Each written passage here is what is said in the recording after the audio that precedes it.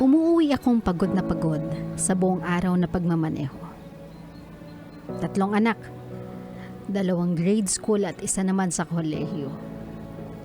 Walang sariling bahay, umuupa at ako lang ang nagtatrabaho. Minsan iniisip ko, magsisisenta na ako? Hanggang kailan ako magiging ganito? Alam ko naman ang responsibilidad ko bilang tatay, pero minsan di ko maiwasang mangamba. Ano bang plano namin? Para na akong robot na bumabangon, nagtatrabaho, kinabukasan ganun ulit para akong makina. Naiintindihan ko din kailangan kong bigyan ng oras pagtapos ng mga anak ko, makakaramdam din ako ng ginawa.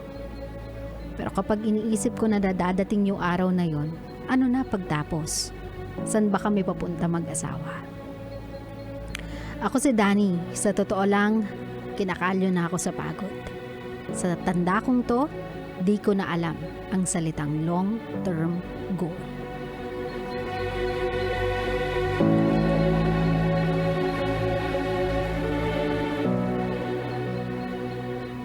My love, sa bansa nating to, I don't think dito sa Pinas, uso yung retirement plan kung tawagin nila sa ibang bansa.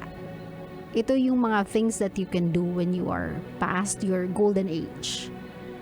And ready ka nang isabit yung hat ng pagiging worker kasi you've done your share of responsibility sa mga anak mo and you are now ready to take on and continue on with your life. Some of us are lucky enough. They have already planned that one out. Meron silang long-term jobs that they can do even when they are past 60. But there are some jobs that you cannot just stay that long with. And sometimes it scares people na after doing what I've done or I've been doing for the longest time in my life, saan ba ako papunta? Ano yung goal ko? Kasi dati before nung nagtatrabaho ako, my goal is to have my own family. Nung may pamilya na ako, my goal is to send my kids to school.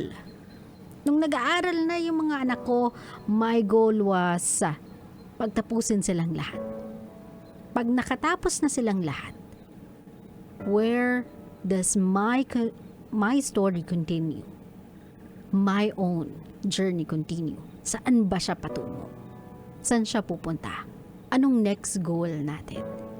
Kasi the goals after that, with regards to my kids, is not my own eh. That will be their goal. It's just that sa goal nilang yon, masasama yung part that I am being a grandparent. And sometimes napapaisip ka na lang na, oh nga no, after you have sent your kids to school, after they have graduated and have careers on their own, where does that lead you? San ka na doon? How do you continue on with your own life? After being used to doing things para sa pamilya mo for as long as you can remember. Dani, ganito no? Like everything else in this life, hindi naman talaga tayo sure kung saan tayo papunta, kung anong meron tayo 5 years or 10 years from now. Pero I think dahil naiisip mo na siya, dahil nandyan na siya on your thoughts, I want you to think about the things you want to do. Kasi right now, what you've been doing are the things you need to do. Kaya tayo napapagod kasi these are responsibilities. These are work na we need to get done. Kasi yung mga nakasalalay dito ay mga necessities kung tawagin natin. Mga mandatories in life that we have to take responsibility for. Bills ng bahay, kuryente, tubig, pag-aaral ng mga bata, groceries. These are the things that's mandatory in life for us to live. And I know along the way na wala kasi yung part of what you want. Because alam mo sa sarili mo, you needed to prioritize everything that you guys need. So I think this is the moment where you ask, or when you ask yourself, Danny, ano ba yung gusto ko? Ano ba yung gusto ni Danny? Ano ba yung gusto ni Danny 30 years ago or 40 years ago before you had your family? What was the dream, Danny? Did you dream of having a house by the beach, over the mountains, having a place sa bukid ng sayo, having your own palayan, your own garden, palaisdaan, bumili ng car na maganda? What was your dream? I think this is where you should continue on with your life. To do the things that you want. Do not pressure yourself. Doing something meaningful just because you think na it's gonna give purpose to your life. Huwag mo i-pressure yung sarili mong you need to do something extravagant para masabi-sabing you've lived your life to the fullest. Sometimes, my love, yung stability na meron ka ngayon, the family that you have, the things that you have done, that's how you know that you've lived your life a full 360. When you look at them and you see how proud of them of you, then you'll know you lived your life with the greatest purpose. So if you are asking me, kung after everything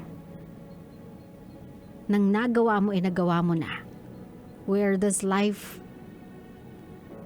take you? It will take you to a place where you and your wife can enjoy the presence and company of each other. Sabi ko nga sa inyo, hindi nyo kailangan ng extravagant experience para masabing you've lived your lives to the fullest. Hindi nyo kailangan ng crazy travels, adventures, craziest journeys in life. Hindi lahat ng tao kailangan yun. If it's not within your personality, if you are more of a person na nag-enjoy ng quiet, intimate place together with the people you love, then you know you are giving yourself something that you want. Kasi if there's one more thing worse than doing something you don't like, it's doing something for the sake of other people. According to their definition of happiness, their definition of living life to the fullest. So my love, huwag kang magpa-pressure ngayon, Danny. I know you're tired. I know you've been doing this for so long para sa pamilya mo, but you are doing a great thing. And you are doing great at it. And if there's one thing na hindi nila mababawi sa'yo, even if yung mga kaidaran mo right now nasa beach house or sa ibang bansa enjoying the weather, it's yung company ng family mo waiting for you every single time you go home.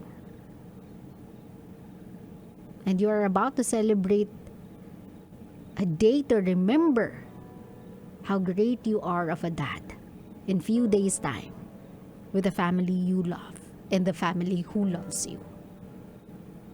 So my love, I know minsan kapag pagod tayo, we are thinking that our life is meaningless. Purposelessness, or basta walang purpose.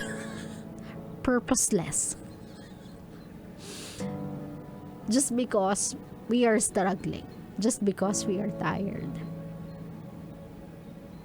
Pero ako na nagsasabi sa'yo na even if lahat ng meron ka at medyo mahaba-haba pa yung tatakbuhin mo para matapos lahat ng responsibilidad mo. So the way you are doing it right now, you won't be doing it alone for a very long time.